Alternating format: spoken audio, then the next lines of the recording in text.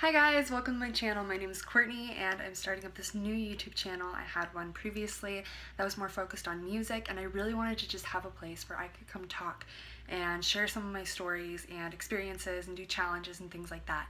So welcome to my channel. I'm going to kick it off. I have one with Nikki already, and we talked about a poor spa experience that we had. I can go ahead and I can link that down below for you guys if you want to check it out. I'm going to be talking about my experience in Costa Rica where I was stalked. And I think the thing that's really important about this story is the fact that summer's coming up and a lot of people are going to be going out of the country and experiencing things, whether it's school trips or family trips, and my particular experience was actually on a school trip, and it was a really fun experience overall. This definitely spiced it up and gave it a little something, but I just really want to share this experience with you guys. So I hope you enjoy it and let me know what you think. Comment, like, and subscribe down below, and I will be reading comments and things like that. Let's get into the story. So going into my junior year, I was asked by some old middle school teachers if I wanted to be like a junior chaperone on a trip to Costa Rica. I was like, absolutely. And I'd never been out of the country before, and it was absolutely amazing. The place was beautiful. So we spent 10 days in total there. We spent some time in Monteverde and a whole bunch of different places, and this particular event happened at a hotel on the beach. We are at this hotel, we check in, we are going to be there for 2 days in total. So we are going to spend one night, and then we were going to spend the whole day at the beach, one more night, and we were going to leave the next day to go to our next destination. And this was towards the end of the trip, so it was one of the last places that we were going to be staying at, and it was absolutely beautiful. The room that I was in was actually on the beach. It was on the corner and it was above the restaurant that was there, and you had a perfect view of the ocean, and then we had the pool there, and it was just absolutely stunning. It was so beautiful. So on the first day that we were there, it was actually during the time of FIFA, so of the World Cup. It was really interesting because Costa Rica was doing really well, so there were a lot of people who were really excited, obviously, in Costa Rica about it, and that's all you ever heard about. Well, we were sitting at the little bar, and because we were on a school trip, we were not allowed to drink. We had to sign something saying no alcohol, no drugs, so on and so forth, or else you'd be sent home. We're ordering like virgin margaritas and virgin pina coladas and everything like that, and they don't ID there, and the drinking age is 18. So someone came up to us, and he was a waiter there, and said, hi, like, can I get you something to drink? And I was like, yeah, actually, can I get a Shirley Temple? And he kind of looked at me like, say what? I explained to him kind of what a Shirley Temple is, and he comes back with a cup just full of cherries, and it was literally just cherries. That's all there was. I start laughing, and he's like, is this a Shirley Temple? And I said, yeah, like, this'll do. He started calling me Cherry Girl. It was, Cherry Girl, do you need anything else to drink? Cherry Girl, can I grab you something? Cherry Girl. I thought it was endearing, it was cute. Everyone in Costa Rica was just so nice and just like very genuine and very open, and it was much different than a lot of the experiences that I've had here in the States.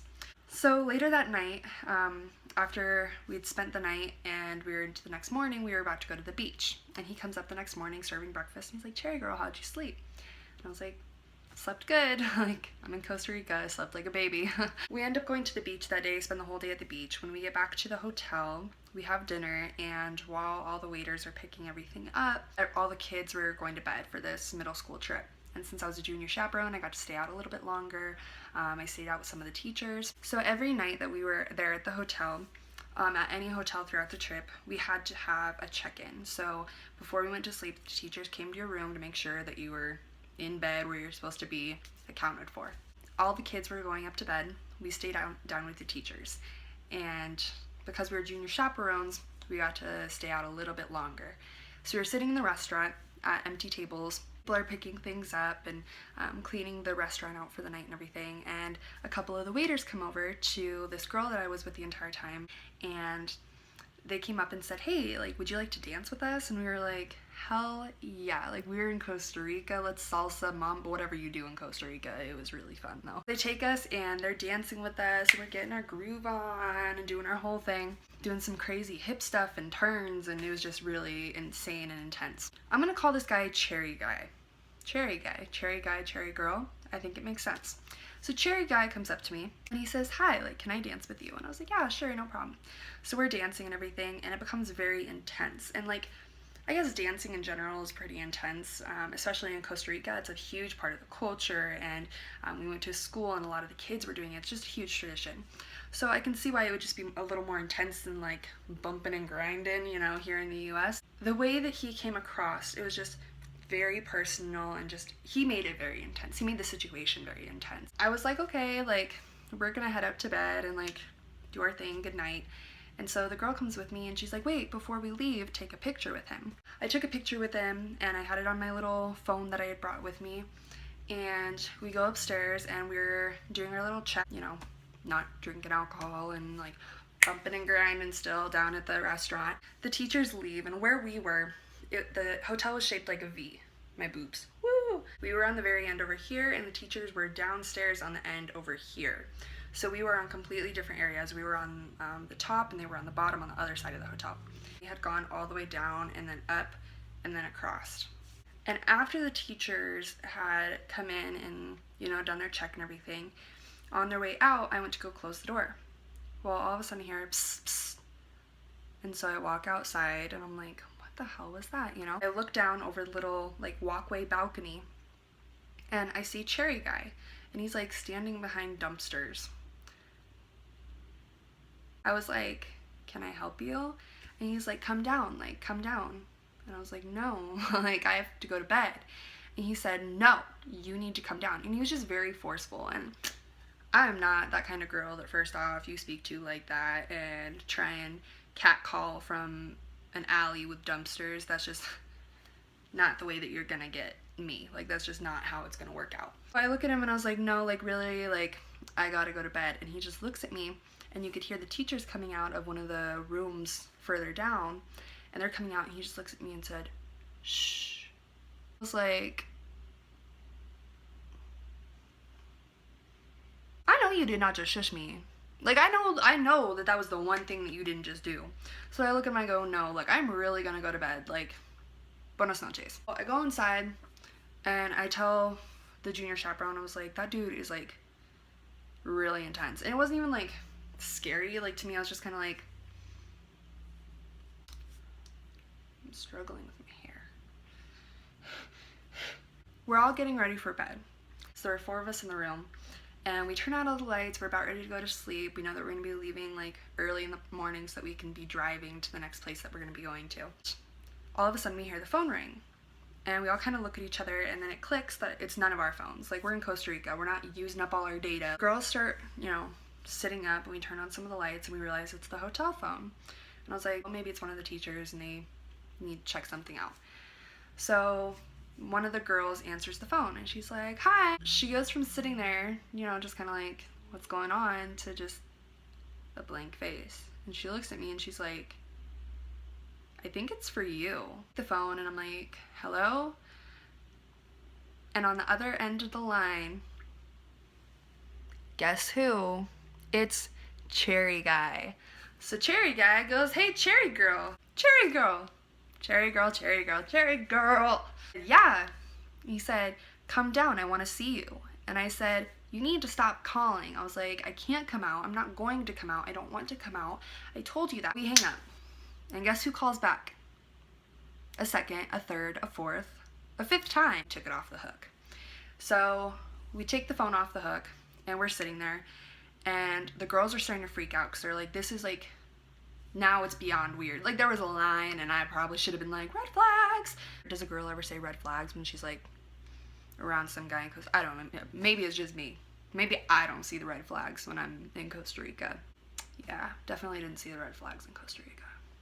Oh well. We're sitting there and we're kind of discussing, like, do we go out there? Do we try and go get the teachers? Do we call? What can we do? Because we all realize there's nothing we can do. The teachers are on the other side of the hotel. We would have to walk across and downstairs past like the little guest service area. and he's there, obviously, if he's controlling the phones, and we can't call guest service and be like, hey, can you connect us to our teacher's room? If he's the one like controlling the phone. So you're like, we're fucked. Like, we can't do anything. We finally get everyone to kind of calm down, and we hear a knock at the door. Guess what we didn't do? We didn't answer the door. Didn't do it. We were like, nope, nope, nope. Went to bed with Costa Rica cherry guy knocking on the door. The next morning, we're all packing up our stuff. We have a breakfast. They're loading our stuff onto the bus first so that we can get on and go. I explain the whole ordeal, and she just looks at me like, are you kidding me right now? You're kidding. And I was like, no, like, that happened. So we had to go get the hotel, the manager, and she comes, and the girl that I was with was like, we took a picture with him last night. You need to show the picture. So we took the picture, and we show the lady, the manager, and she's like, oh yeah, we've had this problem before. And we're like, what? Man, every time we have like a tourist group or anything like that, like, we've had this problem. And I was like, well, maybe you should take care of the problem and do something about it. And they're like, well, we can call, the police, we can send you back to the U.S. And I said, no. If there's any place we're not going, it's back. The U.S. I'm not going back. I have a couple days left here in Costa Rica. I paid for the trip. I'm staying in Costa Rica. And she's like, okay, well then I'm gonna have a talk with him. We're probably gonna fire him. We end up leaving, and that was the last I heard from Cherry Guy. But whether or not you think it's like a cool story, it was pretty intense. Like, I'm sitting here laughing and smiling about it now because I'm like safe in my room. But it was definitely an experience, and it was really terrifying in the moment to have someone who you didn't know, like, push so hard, like, consistently call your room, consistently knock on the door, consistently, like, wait outside your room to be like, hey, come down, like, from behind a garbage can. It just wasn't cool. I'm back. I mean, like, that was years ago, but that's the time that I went to Costa Rica and I was stalked. I hope you guys, like, take something from the story, like public safety. And I'm not trying to say Costa Rica is bad. Pura vida, like, I have it on my arm. I love Costa Rica. It was an amazing place, and there were actually so many wonderful people there. It was like, if you haven't gone and you're like planning a trip somewhere, try and go to Costa Rica because it's beautiful. People are wonderful. Take care of yourselves, and again, like, subscribe. I have 2 more stalker stories, so if you want to hear those, let me know in the comments below, and I will be posting videos every day for a while and going from there. So if you like this and you have any suggestions for challenges or anything like that, please let me know in the comments below. So thank you, and have a good one.